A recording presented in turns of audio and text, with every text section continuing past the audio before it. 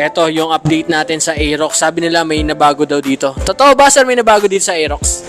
Yes sir, magandang hapon po. May nabago dito sa Aerox sir, yung mga Aerox natin before may Y-Connect. Ngayon sir, wala na siyang Y-Connect. Wow, tinanggal naman yung Y-Connect, no? Yung kasi yung madalas nagiging issue, eh. Tama ba, sir? Yes, Magkano na ngayon to? Yan sir, bali nabawasan lang siya ng 1,000 po sa cash price. Mababa lang binawas niya. Yun, what is up guys for today's vlog? Sisilipin natin yung Aerox at yung pinaka-updates dito sa motor na to. Kung sa mga bago pa lang sa aking channel, welcome sa inyo. Sa mga luma naman, ay welcome back. At sa mga di pa nagsusubscribe, baka naman. Let's go.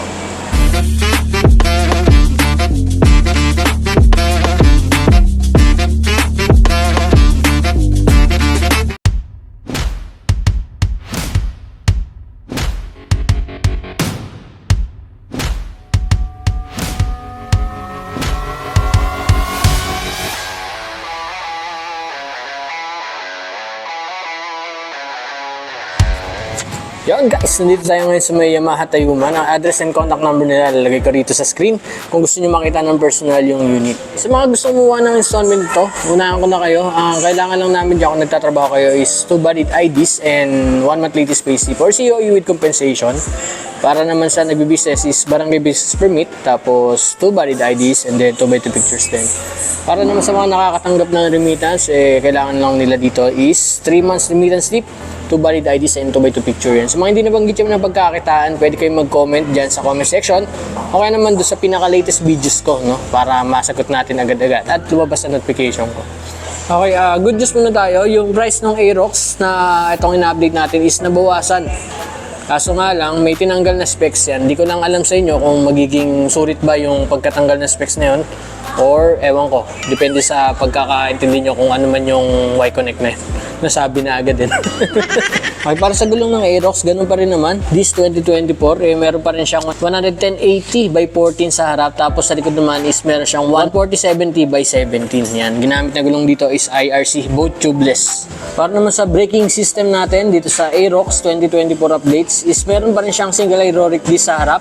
Tapos sa likod naman is naka-drum brake. Sa braking system nito, walang ABS, pero natutuwa ako dun sa braking system nito sa likod, which is yung drum brake niya, kasi hindi naglalak. Yan. So sa mga na-testing ko ng motor, ito yung Aerox, hindi masyadong naglalak yung drum brake niya. So okay yun.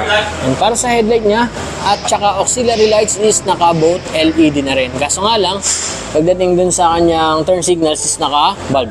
Pero alam mo problema yan kasi visible pa rin naman. Para sa tail light and brake light niya is naka-LED na rin siya.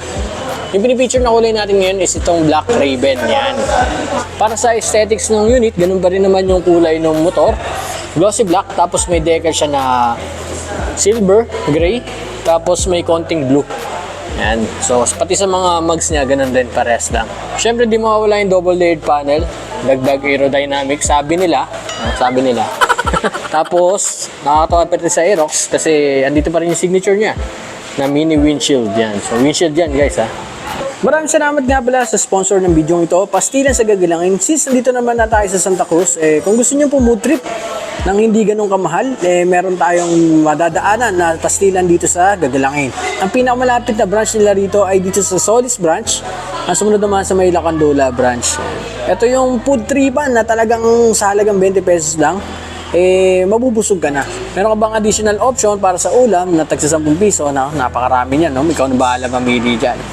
Tapos ngayon, currently, meron na silang ine-expand hanggang 6 na branch dito sa Tondo. And soon, baka malay nyo sa inyo naman. Isa pa sa additional offer na meron sila is meron na rin silang delivery. No? So kung sakaling taga-Caloocan ka, Sampaloc, o kung saan man, no? Basta abutin ng rider, pwede. No? So para sa information, pwede kayo mag-message na lang dito sa Pastilan sa Gagalangin. Para sa panel ng unit natin, naka-digital pa rin tayo. Nandito yung mga importanteng gamit nito, no? Yung oras, syempre yung fuel gauge, tapos speedometer and odometer. Tsaka nandito na rin yung mga trip. Ayan. So, trip 1, trip 2, average fuel consumption. Yan. Syempre, tatalakayin natin mamaya kung ilan yung average fuel consumption ng unit. Yan. Battery information meron din. At yun na. Meron din palang backlight adjustment, no? So pwede mo siyang gawing mas malinaw or mas madilim or depende sa taste mo. Ayan. So yun yung BL.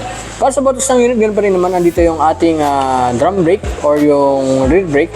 Tapos meron tayo syempreng handle switch. Handle switch ba? Anong tawag dyan? Brake lock pala. Sorry, brake lock.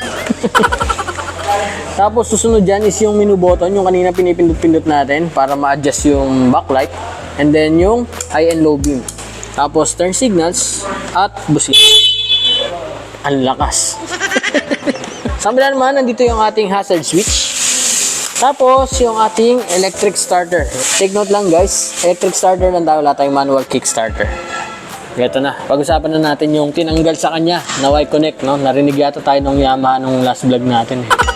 Ang issue is yung Y-Connect, no? So ito, ang ginawa ng Yamaha rito is tinanggalan niya siya ng CCU or yung Y-Connect.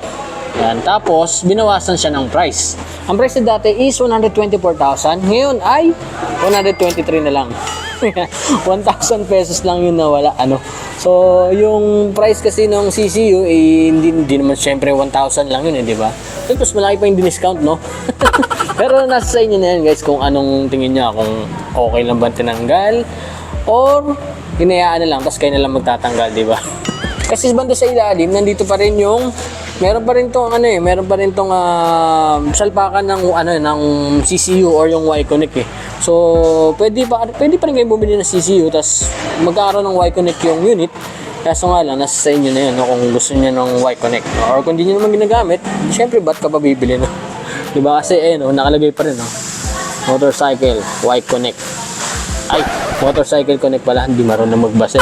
Siyempre yun lang tinanggal nila. Itong DC socket, hindi nila pwedeng tanggalin to dahil isa to sa mga talagang ginagamit, no? Lalong-lalo na yung mga rider na biglang may emergency na malolobat sa gitna ng daan. Sa ignition natin, hindi susi tayo. Tapos, sa ignition natin, para mabuksan natin yung fuel, pindutin lang to, no? Sa seat naman, ganun lang din, no? Lalagyan mo lang sa open position yung ignition o yung susian nyo. Yan. Tapos, pag on, syempre, on yan, di ba? Yan. So, dito muna tayo sa open. Pagdating sa fuel tank natin is meron itong 5.5 liters na fuel tank capacity. Regarding naman sa average fuel consumption natin, yan. So, yung kanina sinabi ko, is nag-average lang siya ng 40 to 45 km per liters. Pero, depende pa rin yun sa riding habit mo, no? Pwedeng mas bumaba, pwedeng mas tumaas ng konti. Yan. So, yun yung pinaka-average as per Aerox user na din. Yan. Para naman sa undersea storage siya is meron siyang 24.5 liters na undersea storage. Kasang-kasa rito yung full face na gamit ko. Pero syempre, conforme sa laki ng shell ginagamit nyo. Ako kasi yung shell na ginagamit ko is large lang. Ewan ko lang doon sa mga XL or double XL kung kasya pa rin ba. Pero sa akin kasi sa case ko, large. Kasya naman. Full face yung sinasabi ko. Tapos, nandito na rin yung accessories niya. Ito, side mirror. Tapos, kung may tools to eh. Tools ba ito? May basic tools. Kaso nga lang, ito nga lang talaga. As in, basic lang talaga. Screwdriver lang. Dito rin makikita yung warranty guidebook tsaka yung owner's manual. Yan. Siyempre, ito, yung ating bin number or yung chassis number. Yan. Takpan nyo na rito. Ako na maglalagay ha. Regarding sa engine ng unit, meron itong single overhead cam, single cylinder 4-stroke 4 valves, liquid cooled 155cc, fuel injected with BVA or variable valve actuation. Yan, para sa nabanggit ko na specs ng engine, ang pinaka nakakatawa dyan is yung liquid cooled. Yan, dahil iwas overheat. So, usually kasi yung mga motor dito sa atin is mga air cooled lang. Etong Aerox is naka liquid cooled na. Another safety features ng Aerox, itong side stand kill switch, no? Kapag naka side stand tayo, yan, hindi siya andar or hindi siya mag-start. Pero kailangan syempre angat mo lang talaga yan. Para maiwasan yung aksidente. Minsan kasi nakakalimutan natin mag-angat ng side stand, tapos andar tayo, no? So ito hindi na andar kapag nakababa pa. And para sa seat height ng Aerox, meron itong 790mm. Yan, ang model natin for the day is si Sir Bien. Yan, big shoutout kay Sir Bien. And ang height ni Sir Bien ay 5'11". Yan, so makikita natin komportable at lapat na lapat yung paa niya sa sahig, no? Kasi nagkakahit na 5'3" pataas, komportable pa rin naman, tingkayad nga lang. Okay guys, recap lang tayo. Ang price ng Aerox is 123 na lang. So dating 124, less 1,000, kaya naging 123. Kaso nga lang, niless yung Y-Connect. So tingin nyo ba okay lang yung ginawa ng Yamaha ron? Or ano? Diba? Comment nyo sa baba. Let me know your thoughts.